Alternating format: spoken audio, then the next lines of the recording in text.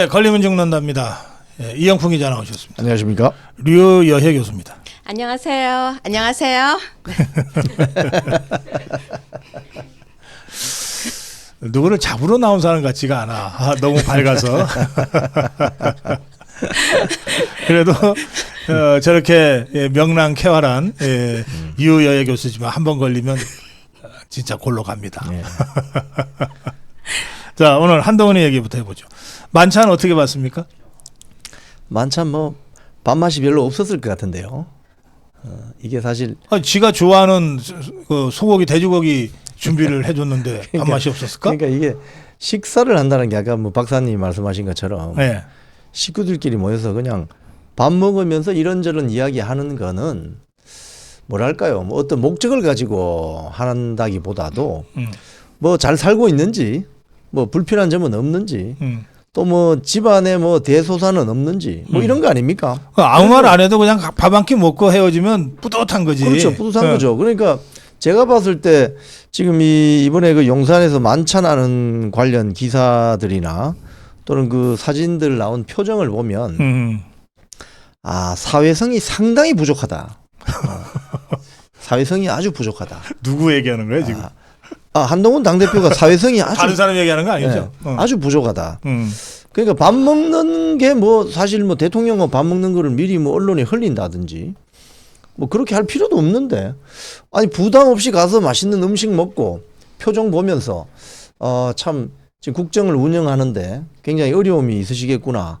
그리고 우리가 조금 민심을 좀 전달하고 좀 서로 감정도 좀 교류도 하면서 공감하자는 거 아니에요? 밥 먹는다는 거는 사실 반찬도 같이 젓가락 같이 찝어서 먹고 그러다 보면은 서로 심정적으로 공감이 되는 건데 이 사회성이 상당히 부족하다 이렇게 보이는 거죠.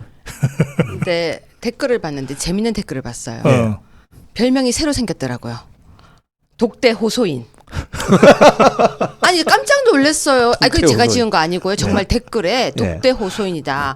뭘 그렇게 계속 따라다니면서 독대해 주세요. 독대해 주세요. 독대해 주세요. 그런데 제 동생이 이 방송 볼까봐 걱정이 되는데 제 동생 별명이 있어요. 찡찡이에요. 뭐 자기 원하는 거 안 해주면 계속 찡찡찡거려요. 결국은 받아가요. 그러니까 뭐 해줘 언니 이거 해줘. 그러니까 다양한 방법으로 하는데 단어가 안 바뀌어요. 똑같은 단어를 계속 쓰거든요. 근데 제가 그거 보면서 이상하다. 한동훈 대표는 나이도 있고 그리고 여자와 남자를 비교하면 안 되지만 그래도 남자인데 왜 저렇게 자꾸 찡찡찡찡찡찡 할까. 그래서 별명을 제가 새로 지어줬습니다. 한찡찡. 아니 그게 제가 지은 거예요. 한찡찡. 아니, 제 생각이에요. 아니 왜 그렇게 따라다니면서 독대해 주세요, 독대해 주세요 하는지. 근데 저는 이번에 확실하게 하나 알았어요. 안 친해요. 친하면 문자하거나 카톡하거나 예를 들어서 제가 박사님을 뵙고 싶으면 박사님 잠깐만 뵐게요. 문자하면 박사님이 오케이 하시거나 아니면 바쁘다 이렇게 하실 거잖아요. 나 오케이밖에 못해. 맞아요. 오케이밖에 못했어요. 아무래도 그게 저장돼 있는 것 같아요. 복사 계속 그거 하시는 것 같아요. 박사님은 항상 오케이거든요. 여러분 박사님 보고 싶으면 무조건 만나자고 하세요. 오케이 하십니다. 근데 왜 계속 독대하자고 하는지 모르겠어요. 아니 이게 이제 처음에 당대표가 되었을 때 당과 대통령실이 수평적인 관계를 가져가야 된다. 뭐 이렇게 이야기를 했지 않습니까? 수평적인 관계를 원하면 일방적으로 만나자고 하면 안 됩니다. 수평적인 관계를 원하면 저 사람이 기분이 안 좋을 수도 있잖아요. 상대가 좀 기분이 좋아야 뭐 상대를 만나지. 내가 지금 별로 기분이 안 좋은데 내가 꼭 굳이 만나줘야 될 필요가 없잖아요. 그러니까 이걸 가만히 보면은 제가 현장 취재하면서 느꼈던 것 중에 하나가 100%는 아닙니다. 일반화시킬 필요는 없는데 범죄자를 쫓는 직업을 가지신 분들이 이런 수가 간혹 있어요. 아 왜요? 그러니까 쉽게 이야기하면 국가의 어떤 폭력, 이게 이제 합법적인 국가의 폭력을 행사하는 직업들이 있잖아요. 뭐 인신 체포를 한다든지 뭐 검거를 한다든지. 이 폭력이란 말이 뭐 누구를 때린다는 뜻이 갑자기 아니고 폭력하니까 제가 그러니까, 아니, 그러니까 예를 들어서 검찰의 감금 어떤 구속을 할 수 있는 그렇죠. 직업. 사법기관에 뭐 인신 구속할 수 있는 네. 권한은 합법적인 국민이 위임해준 국가적인 폭력이잖아요. 네. 그런 것들을 행사하는 분들 중에 일부가 이런 분들이 있어요. 쉽게 이야기하면은 국가 폭력의 대상자가 쉽게 국가 권한의 대상자가 어떤 감정을 가지는지 별 관심이 없어요. 자기는 오로지 잡아들이기만 하면 되니까. 그래서 공감 능력이 부족하면 저런 일이 생깁니다. 그 제가 오늘 KBS 라디오 전격 기사에서 윤상현 하고 대담했는데 제가 궁금해서 물어봤어요. 이게 뭐 자꾸 이 독대 호소인처럼 하니까. 근데 듣기로는 윤석열 대통령하고 뭐 한 20년 가까이 그렇게 형제처럼 지냈다고 하니까. 그래서 내가 윤상현 의원한테 물어봤어요. 그 대통령한테 문자하거나 전화하면 안 되냐? 그랬더니 아니요, 잘 돼요 그러는 거예요. 방송에서 그렇게 얘기하더라고. 잘 돼요. 그냥 전화해서 바로 못 받으시면 바로 리콜이 오고 콜백이 오고 그리고 문자하면은 또 잠시 있다가 또 문자도 이렇게 대답도 해주고 그런다는 거예요. 그게 누구한테나 그러는 건 아니겠지만 그렇죠. 그래도 여권에 대통령 전화번호도 알고 문자도 하고 직접 전화도 할 수 있을 정도의 사람이면 주요 정치인들 아니겠어요? 그렇죠. 그런 사람들하고는 그렇게 정말 서스럼 없이 그냥 친구처럼 동생처럼 그렇게 한다는 거예요. 그래서 내가 정말 이상하게 됐죠. 아니 근데 왜 한동훈은 안 하지? 그러니까 편하게 전화하거나 메시지를 주고받지 못한다는 걸 알리고 싶었나 봐요, 사람들한테. 예, 본인이 알리는 거잖아요. 나 대통령이랑 불편해. 예, 아니 우리는 아무도 안 물었어요. 혹시 물어보셨어요? 아니 안 물어봤지. 물어보셨어요? 아무도 안 물었어요. 근데 본인이 계속해서 저기요, 저 좀 만나주세요. 저 좀 만나주세요. 근데 더 웃긴 건요, 계속 언론에 대고 얘기해요. 그리고 나 언론에 대고도 얘기할 거예요. 이러는데요. 이 모습을 보면서 되게 좋아하는 사람이 한 명 있었습니다. 바로 이준석 전 당대표였어요. 내가 옛날에요, 제가 뭐 말만 하면요 내부 총질이라고 하는데요, 아니잖아요. 저기 보세요. 이러는 거예요. 정말 저는 그게 더 얄미웠어요. 아무리 지금 현직 다른 당의 의원이라고 해도 전 자기 당이잖아요. 그런데 그걸 보면서 저거 봐요, 저기도 저러잖아요 하는데 저는 사실 이게 내부 총질이라고 생각합니다. 아무리 당대표 한동훈 당대표가 자기가 하고 있는 것이 무엇인지 모른다고 해도 모른다고 해도 해야 될 것과 안 해야 될 것이 있는데 이건 아닌 것 같아요. 여기 네. 언론 프레이가 아니고 언론의 고자질을 하는 걸로 보인대. 언론에 이르는 걸로 보인대. 그러니까 칭칭칭이요. 제가 아까 그 표현 쓴 이유가 바로 그거예요. 자꾸 똑같은 말 반복하면요, 듣기 좋은 꽃노래도 한두 번이란 말이 있는데요. 이제 이 독대라는 말이 국민들이 지쳐가고 있습니다. 사실 이 독대라는 것은 보안이 생명입니다. 내가 대통령하고 만난다 또는 만나서 무슨 이야기를 했다 하는 것은 독대한 그 두 사람만 아는 거지 이게 알려지면 안 되는 거예요. 사실은 보안이 생명인데 이 보안이 생명인 독대를 언론에 대놓고 내가 요청을 했는데 안 받아준다 라고 하면 그건 진짜 공감 능력 없는 정말 어떻게 보면 찌질입니다. 그거 문제가 심각합니다. 그거. 말씀 들으니까 내가 박근혜 정부 때 이름만 되면 와 할 정도의 박근혜 정권의 실세 중에 한 분이었는데 이분이 그러니까 뭐 사람들이 너무나 당연하게 저 사람은 박근혜 대통령하고 그냥 무시로 통화도 하고 일주일에 한두 번 뭐 만나려고 하면 만나고 그럴 거야. 다들 그렇게 생각을 했어요. 그 제가 가끔 뭐 이렇게 박근혜 대통령 관련해서 얘기를 하다 보면 그분이 좀 자신 없어 하는 대목들이 있더라고. 그래서 조금 이상하게 생각했지. 근데 세월이 한참 지났어. 이제 박근혜 대통령 탄핵되고 뭐 이렇게. 이제 어떤 자리에서 이제 내가 좀 물어봤어요. 그때 박근혜 대통령하고 얼마나 자주 만나서 소통을 했습니까? 그랬더니 1년에 한 번인가? 뭐 그랬다는 거야. 예? 그러니까 대통령과 만나는 게 그렇게 쉬운 일이 아니에요. 그럼요. 그게 박근혜 대통령이라서가 아니라 어느 대통령도 다 누구한테 그 한 개인한테 이렇게 시간을 주고 이걸 잘 안 해요. 왜 안 하냐면 시간을 주고 만나는 거는 어렵지 않은데 그러고 나면 이 사람이 그 순간 힘이 확 붙어서 이 사람이 그걸 어떻게 쓸지 사실은 아무도 모르는 거지. 응? 나 대통령과 만났다고 떠벌리고 다니지는 않겠지만 은근히 풍기고 과시하면서 대통령이 이용하거든. 그러네요. 예? 그러니까 대통령 입장에서 싫어서가 아니라 그 이른바 독대라고 하는 건 최소화하는 거예요. 그리고 만나더라도 몇 명이 같이 만나야 서로가 혼자 폼 잡고 못 다니게 되니까 이런 거거든. 그렇죠. 근데 이 한동훈이가 이거 독대를 자꾸 하자 그러는 거야. 그러면 조용히 몰래 해야지. 그 뭐 우스갯소리지만 그런 일도 있었지 않습니까? 옛날 야당 총재 시절에 네. 그 체육관에서 뭐 이런 뭐 전당대회 뭐 선출 뭐 이런 걸 하는데 김영삼 당시 총재가 누구를 불렀어요. 우리가 이 말만 하면 알 수 있는 유력 정치인, 지금은 조용히 계시지만 그분이 불려왔어요. 그래서 김영삼 총재가 그분에게 귓속말로 뭐라고 했어요. 그러니까 그 체육관에 있던 모든 사람들이 그 장면을 보고 와, 저 사람이 실세구나. 저 대통령이 불러서 뭐라고 하는데 저게 무슨 이야기 했을까? 나중에 한 20년 정도 지나서 나온 말이 그거 아닙니까? 오늘 점심 메뉴 먹고 뭐 이거 아닙니까?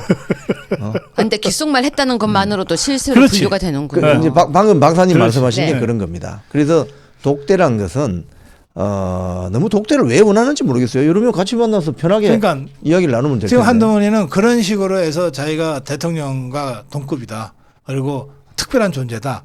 이걸 대내외적으로 과시하려고 하는 거야. 그러니까 독대라는 형식에 지금 집착할 수밖에 없는 거지. 그런데 그것도 그렇지만요. 이 개념이 조금 없는 것 같기도 해요. 왜냐하면 독대 요청 보도되면 안 되는 사실인가 이런 것도 또 말로 해요. 그러니까 사실은 이런 말을 한다는 건 뭐냐면요. 내가 되게 불만을 많이 갖고 있는데 이거 왜 안 돼요? 이거 말인데요. 사람이 그런 말이 있습니다. 할 말과 안 한 말을 구분을 못하는 사람이 그 자리에 가게 되면요. 실수를 하게 돼 있어요. 근데 지금 약간 정제가 안 돼 있는 것이 아닌가라는 생각이 되게 많이 들어요. 그래요. 자, 그래서 이 사실은 언론 플레이를 했기 때문에 할 수도 있었던 독대가 무산된 거 아니에요? 그렇죠. 네. 그러면 정신 차려야지. 쉽지 않아요. 나이 왜? 50이 넘었는데요. 만찬 끝나고 다시 언론 플레이로 재요청을 하냐고. 독대를 그것도. 그러니까 방법을 모르는 것 같아요. 방법을 모른다. 네, 제가 볼 땐 방법을 모르는 것 같아요. 50 넘으면 방법을 모르게 되나? 아니죠. 본인이 해왔던 것만 아는 거예요.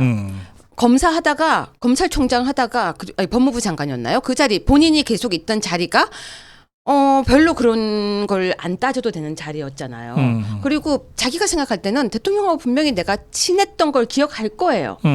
그러면 내가 친했던 그 모습으로 하는 것이 아니라 본인이 지금 하고 있는 게 얼마나 큰 실수라는 걸 생각을 해야 되는데 국민들이 거북해하고 하지 말라라고 안 해야 돼요. 근데 거기에 대한 그 감이 어떻게 보면 공감 능력이 떨어진다는 말이 딱 맞는 것 같아요. 그 문재인 정권 때 그 KBS에 적폐청산 보복위원회, 네. 진실과 미래위원회 이런 거 있었어요. 그때 쉽게 이야기하면 우리 뭐 가령 KBS 감사실에 불려가면요. 감사실 직원들이 이렇게 뭐 질문하면서도 수시로 물어봅니다. 어떻게 물어보냐면 혹시 지금 불편하십니까? 혹시 뭐 제가 질문하는 게 조금 마음에 좀 불편하신 점이 있으면 계속 물어봐요. 그러면 불편하지 않습니다. 그분들이 그렇게 교육받은 거예요. 내가 감사를 하는 주체이지만 감사를 한 피감자들이 마음이 불편하면 안 된다. 그러니까 교육받은 거예요. 그래서 조금 몇 마디 물어보고 그래요. 또 괜찮습니까? 물어보는데 진실과 미래위원회 그 자들은 그런 거 없었습니다. 마구 달렸죠. 예. 자, 지금 뭐 꼭 독대가 필요하다고 지금 계속해서 독대 하는데 여러 가지 언론 보도를 종합해 보면 한동훈이가 만약에 독대를 하게 될 경우에 대통령한테 할 얘기는 이미 지가 하도 떠들고 다녀서 다 알려져 있어요. 우리 다 알아요. 자, 그래서 제가 그 부분 관련해서 제가 질문 드릴 테니까 단답형으로 짧게 답변해 주세요. 네. 자, 이 한동훈이가 주장하는 게 크게 세 가지입니다. 첫째, 2025년 의대 정원을 지금 원점으로 돌리라는 거예요. 자, 어떻게 생각해요? 그건 절대 안 되는 거죠. 왜냐하면 지금 의대 그러니까 수능 시험 준비하는 입시생들이 몇 명입니까? 그리고 거기 딸린 어머니들, 아버지들, 가족들이 몇 명입니까? 2025년 의대 정원은 이미 정해졌어요. 그걸 다시 되돌리자고 한다는 것은 그 한마디로 깽판 치자는 소리죠. 그 말 하려면 진작 했어야죠. 수시 전형 시작되고 난 뒤에 하는 거 이거 고의적이에요. 얄밉잖아요. 하려면 진작에 하죠. 대통령 처음 시작했을 때 그때 발목 잡고 바지 잡고 늘어져서 안 됩니다 하죠. 가만히 있다가 왜 지금 해요? 그러니까 이제 그거를 지금 계속 언론에서 지금 떠들고 있거든. 그러니까 안 자, 되는 이야기 접수 시작했어요. 안 되는 얘기. 네. 그다음에 두 번째요. 보건복지부 장차관 자르라는 거예요. 그건 어떻게 해야 됩니까? 전쟁하고 있는 장수를 일단 자르면 안 되죠. 전쟁하고 있는데 마무리할 수 있도록 기다려줘야죠. 별명 지었어요. 뒷북. 진작 잘랐어야죠. 앞에서 다 할 때 처음에 우리도 차관 잘라라고 했잖아요. 괜히 의세라는 발음 이상하게 나가가지고 의사들 되게 감정 상하게 했던 차관.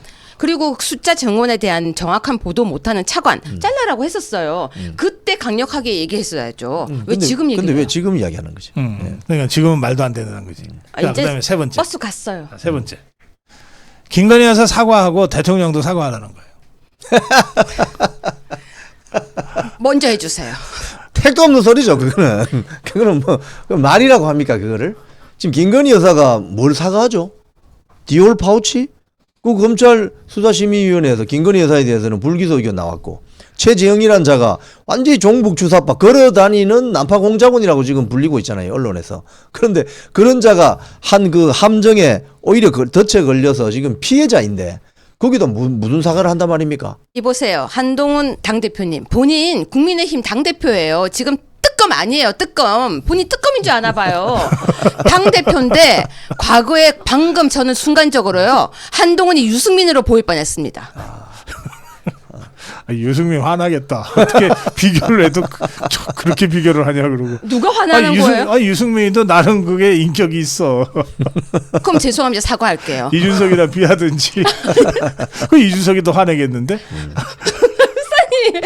누구 비유해요? 지금 사실 그 윤석열 대통령하고 그 김건희 여사 보고 사과하라는 우파 인사들은 너무나도 수상합니다. 이재명이나 뭐 다른 뭐 조국이나 이런 사람이 사과하라고 하면은 저기는 매일 저러니까 뭐 별로 감안하지 않아도 돼 이렇게 생각하는데 우파 진영에 있는 정치인들이 특히 당 대표가 김건희 여사 사과하고 윤석열 대통령 사과하라면 그럼 사과를 했다 칩시다. 그럼 사과를 하면 그 사과를 받아줍니까? 그 야당 세력이?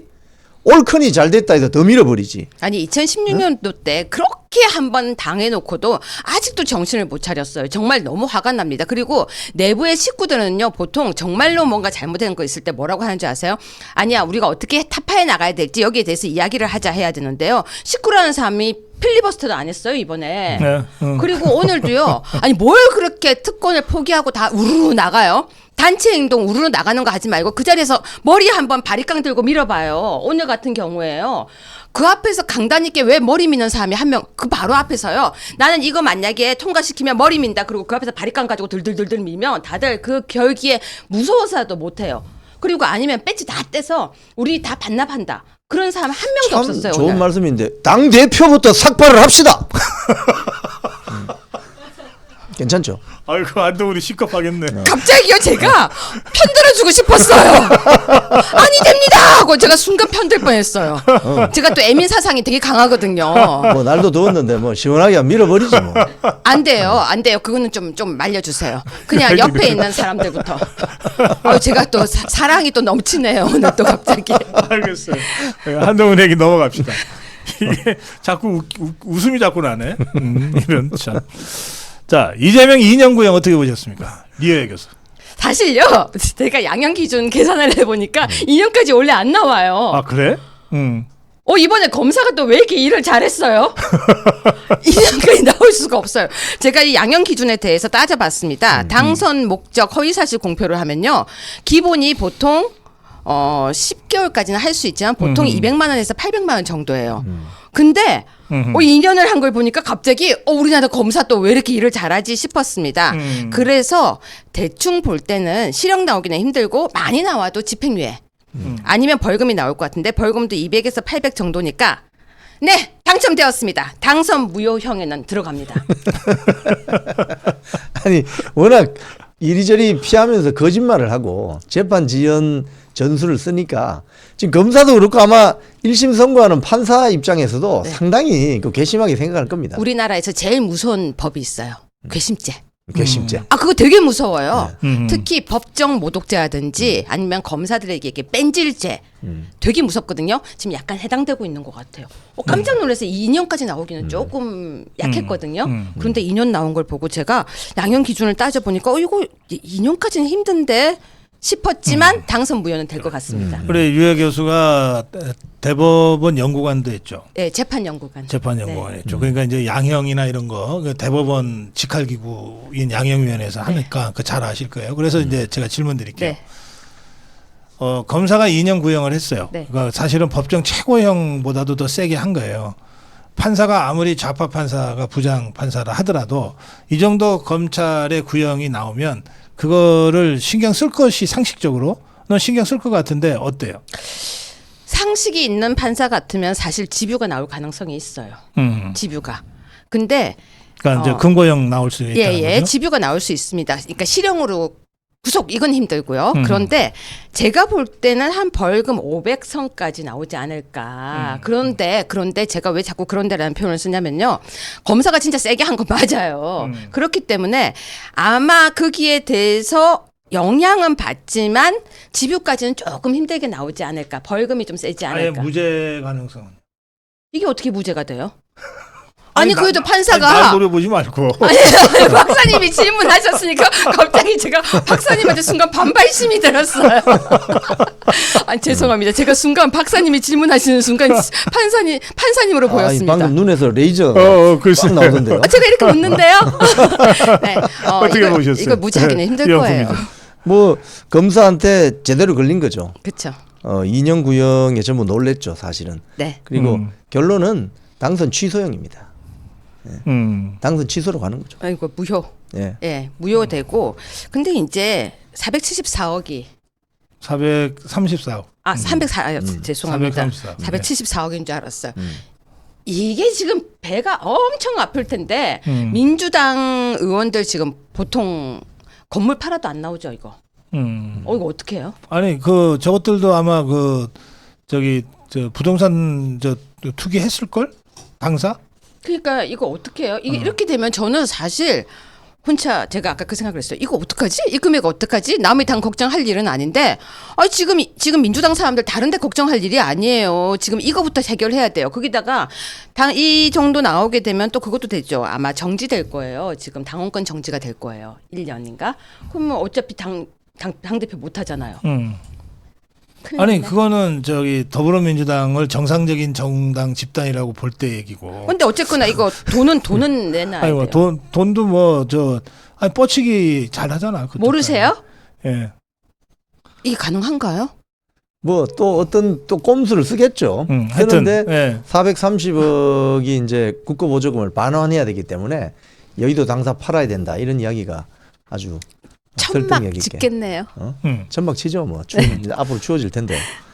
그 하여튼 뭐 이재명의 2년 구형은 좀 그러니까 이재명의 사법 리스크가 이제 현재화 됐다고 봐야 되는데 이게 이제 시작이라는 거죠. 시작이죠. 앞으로 남은 재판은 적어도 이 2년짜리보다는 더 이렇게 큰 셌더니요. 것들이죠. 예. 발도 올려야 돼요. 못 세요. 그 정도로 그 많아요. 저 양형 전문가께서 이 모든 이 대장동까지 포함해서 다 유죄가 나오면은 대개 다음 시간에. 다음 시간에 계산해서 나오시래요. 예. 왜냐면 지금 못했어요. 못했어. 다음 시간에. 일단 이 연속곡도 11월 기다리게. 15일 날 네. 이 공직선거법 1심 선고 나오고요.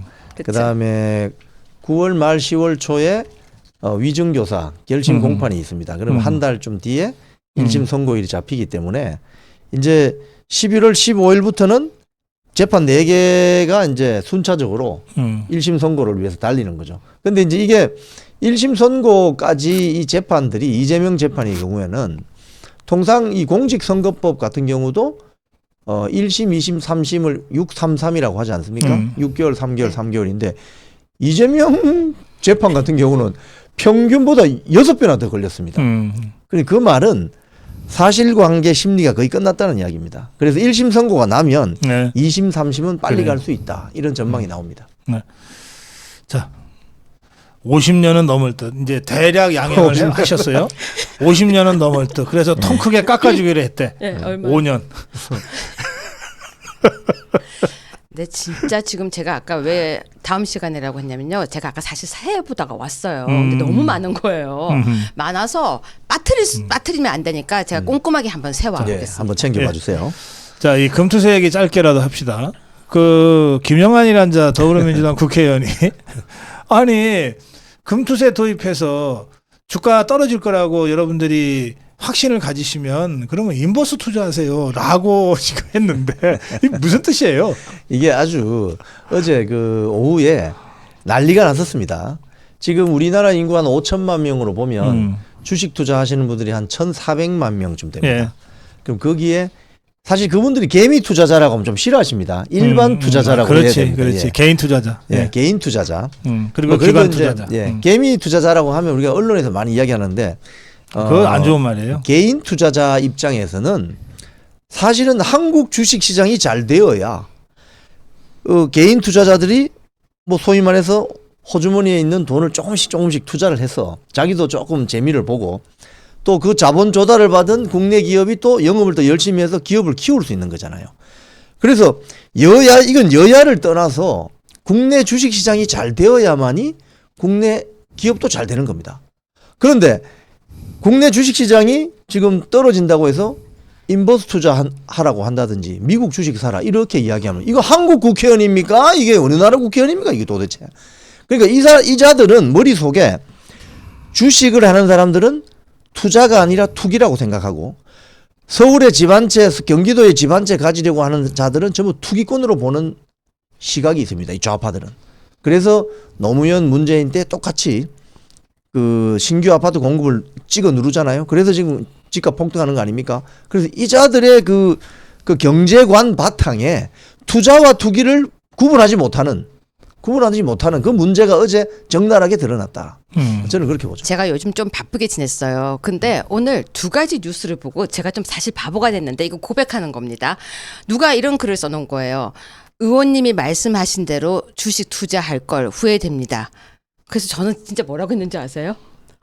어느 의원님이 그런 걸 잘 맞췄어요. 저 진짜 몰랐어요. 아니, 정말로 이걸 안 본 거 자세하게 못 본 거예요. 그래서 어느 의원님이 그렇게 친절하게 뭘 맞췄어요. 그랬더니 그 자리에 모였던 사람들이 다 저를 쳐다보다가 금투세 이야기잖아요. 근데 제가 주식을 안 해요. 진짜 아예 없어요. 그래서 누가 어느 의원님이 뭘 맞췄어요? 저는 이제 예를 들어서 뭐 삼성 뭐 이런 거 얘기하는 줄 알고요.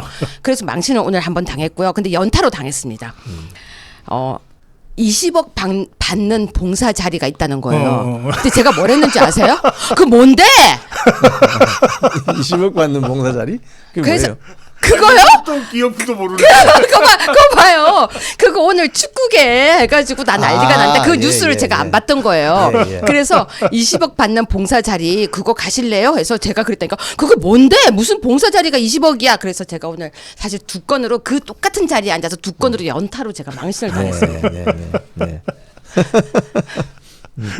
그래서 어제 이거는 이 김영환 의원의 이 발언은 개인 투자자들에게는 정말 모욕적인 발언입니다. 왜냐하면 개인 투자자들은 월급 받으면 그 일부를 뭐 예를 들자면 대표적인 우리 우량주 있잖아요. 뭐 그쵸. 삼성전자라든지 현대자동차. 삼성전자, 현대자동차가 잘 되기를 바라는 당연하죠. 국민들이 100% 맞지 않습니까? 삼성전자나 현대자동차가 망하기를 바라는 국민이 있습니까? 그런 측면에서 조금씩 푼돈을 이렇게 해서 소액 투자를 하는 것인데 거기다 대놓고 야 인버스 투자하면 되지 미국 주식 사 그러면 그럼 이게 대한민국 국회의원이냐고요 이게. 여기 디카포리 의원님이 저도 주식을 안 해서 잘 모르는데 이런 댓글을 올리셨어요. 그러니까 모르는 사람들이 그걸 몰랐었어요. 옵션과 거래, 선물 거래하려면 옵션과 선물. 그러니까 아마 인버스 같은 게 이제 옵션 거래인가 봐요. 선물 거래하려면 기본 예탁금이 3천만 원이래. 그럼 우리는 하고 싶어도 못하는 거야. 못하네요. 그러니까 이게 저 같은 사람 진짜 많거든요. 무슨 말인지 다들 뭐 어디 뭐 찍어주는 줄 알았대요. 다른 사람들도. 자, 예, 그래서 저 정성호가 그 이럴 바에야 차라리 폐지하자. 폐지하자. 그렇게 올라왔죠. 이렇게 주장할 정도로 사실 이 금투세 때문에 저 더불어민주당이 완전 진퇴양난이에요. 하여튼 그런데 참 이상하지. 국민의힘 왜 조용한 거야? 이런 문제에 있어서까지도. 어제 이제 김영환이 이렇게 이제 사고를 치고 나서 추경호 원내대표가 한마디 했었습니다. 아니 추경호는 요즘 잘해요. 네. 다른 문제에서도 잘해. 한마디 했습니다. 네. 근데 국민의힘은 왜 이렇게 조용하냐고. 그래서 이런 문제가 터졌을 때 이게 사실 어제 오후에 터졌잖아요. 그러면 대변인실이나 여기서 기민하게 움직여야 됩니다. 어떻게 보면 딱 걸린 거잖아요. 왜냐하면 국민 대중적인 정서에다 그냥 기름을 붓는 일반 개인 투자자들에게 모욕적인 발언을 한 것이거든요. 그럼 이건 대문짝만하게 혼내줘야 되는 겁니다. 독대 요청하느라 바쁩니다. 아, 그래요? 아, 그렇군요. 지금 독대 요청 중입니다. 너무 바쁜데 뭘 독대 요청이 바라십니까? 아니지. 독대 호소. 독대 호소하고 있는데 지금 무슨 그런 언론마다 기대를 다니면서 하십니까? 호소하느라고 좀 바쁘대요. 독대해 주세요. 이러고 있는데 무슨 그런 걸 바라십니까? 자, 마지막 주제로 갑니다. 이게 정치 이슈는 아니지만 저는 이게 정치 이슈여야 된다고 생각해요. 체육계 카르텔 혁파하는 문제입니다. 이거 수십 년 청소 한 번 안 하고 여기까지 온 거예요. 이제 진짜 청소할 때가 됐어. 어떻게 보십니까? 저도 20억 받는 봉사 하고 싶어요. 그 자리 저 앉혀주세요. 그런데 너무 이상한 건요. 욕 먹으면서 왜 본인이 하는지 모르겠다고 하는데 하지 마세요. 아니 사연님 우리나라의 축구 뭐 이런데 협회 회장 할 사람이 그렇게 없나요? 정몽규. 아니 뭘 그렇게 계속 하려고 하는지. 특히 저는 너무 이상한 건요.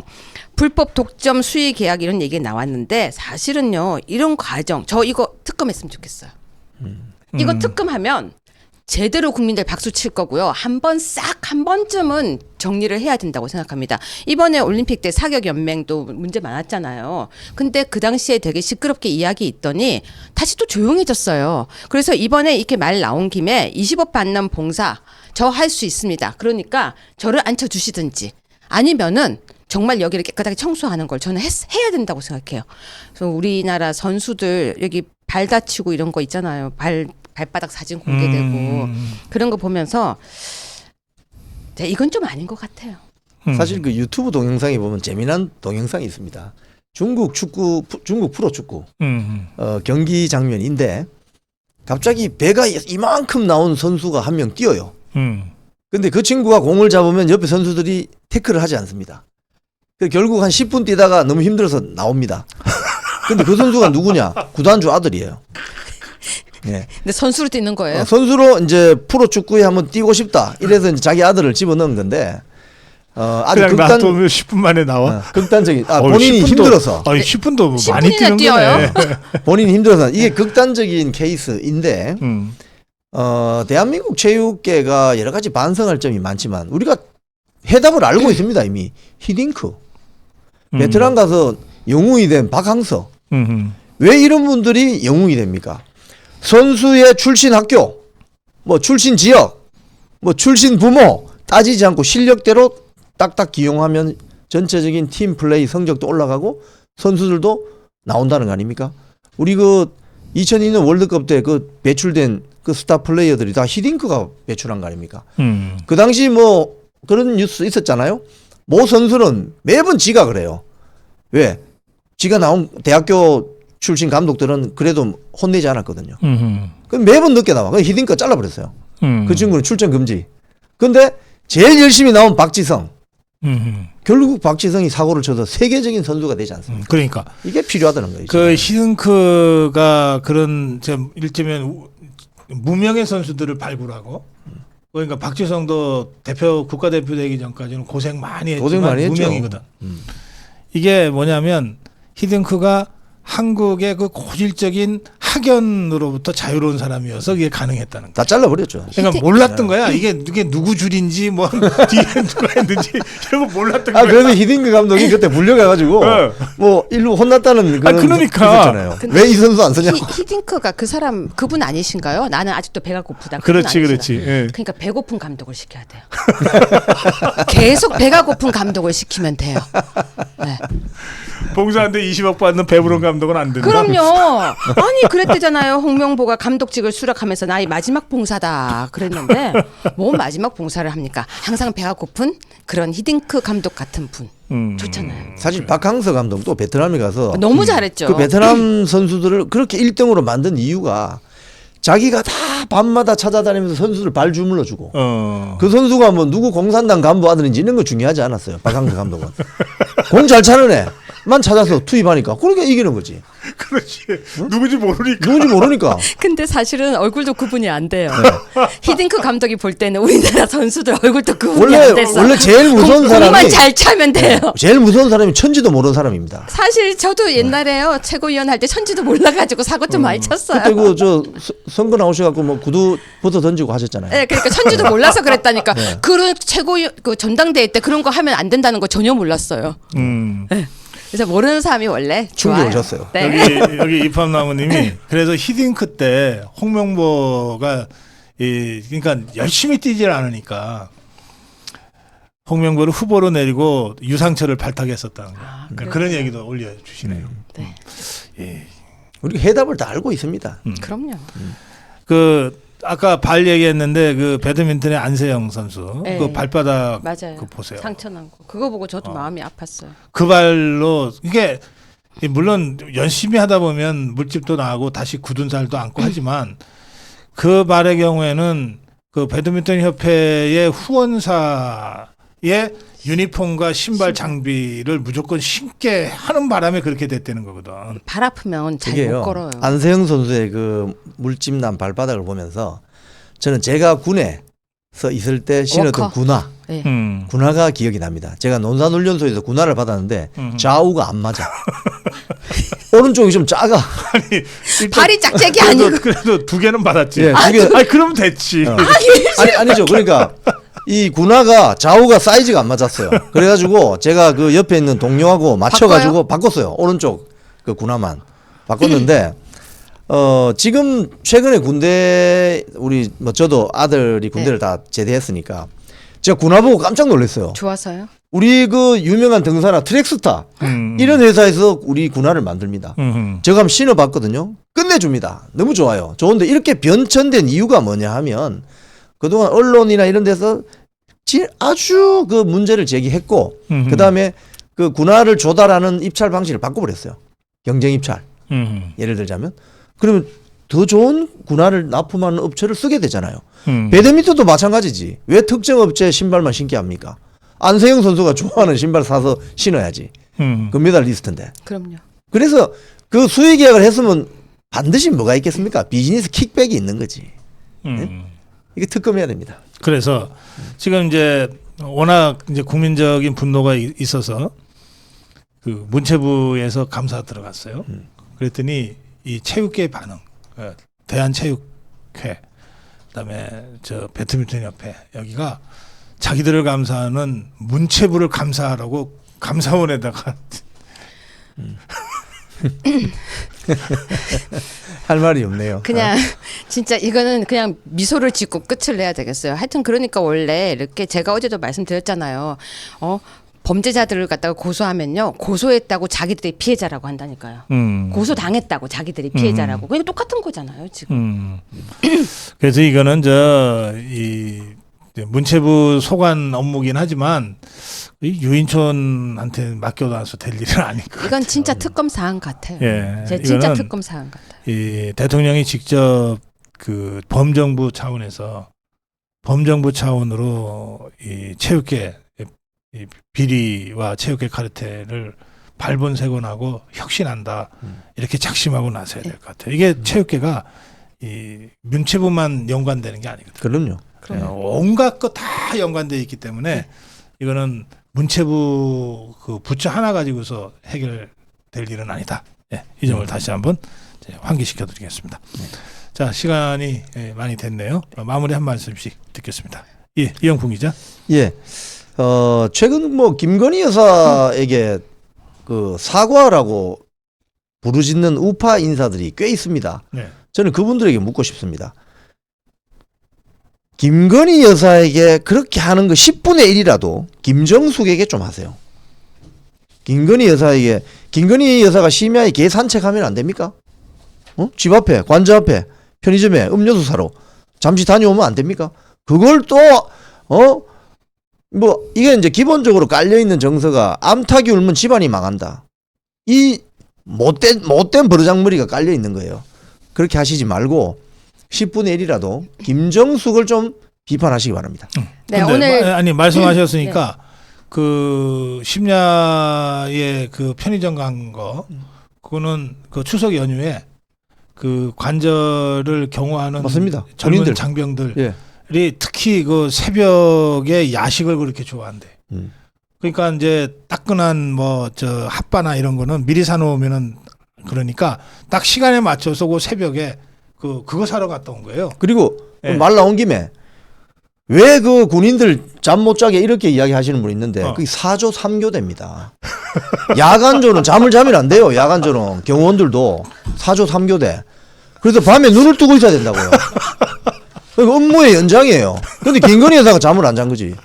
강아지가 써니하고.